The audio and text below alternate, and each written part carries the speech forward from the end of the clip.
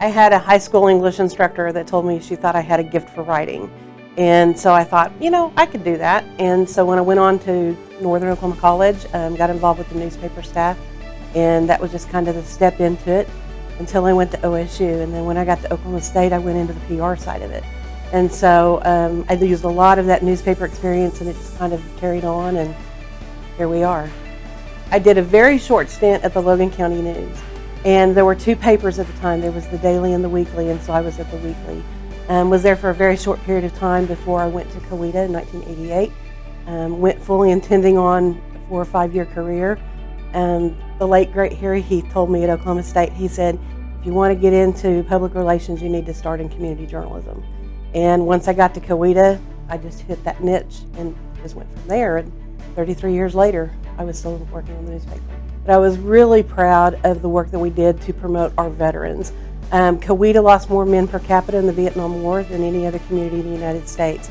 With that recognition, as unfortunate as it was, I knew there were a lot of stories to tell, and so I made it my mission over the course of my career at the paper to tell the many stories of those men and women, storming the beaches of Normandy, serving in a Korean mass unit, Merle's Marauders, you name it. We had so many different stories, POWs.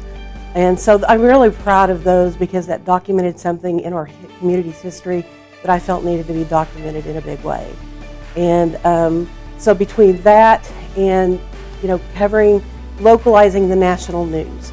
So when we had the Murrah building bombing, we went into effect and we covered our local Coweta folks, our Wagoner County folks, what they were doing at the site and what they were doing to help secure the perimeter, working in that search and rescue. We've lost men in current wars, and I never thought I'd ever see the day that in a town our size we would be covering war that affected us again, and here we were. And so I'm really proud that we were able to make those legacies live on by telling their stories. Some of those people, and the very first one I want to mention is definitely Scott Carter.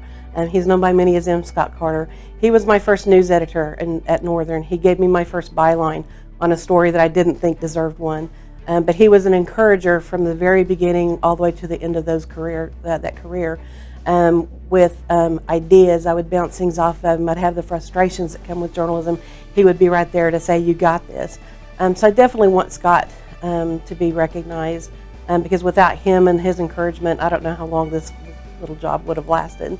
But there were a lot of people along the way at Oklahoma State.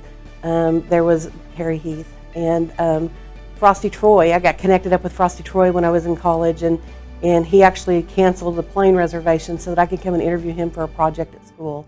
So there's just a lot of people that I've looked up to over the years through the Oklahoma Press Association, the affiliation with our community newspapers, our daily newspapers, and I take little bits and pieces of what they've done and tried to use that to work to my benefit and just grow community journalism as a whole with their efforts.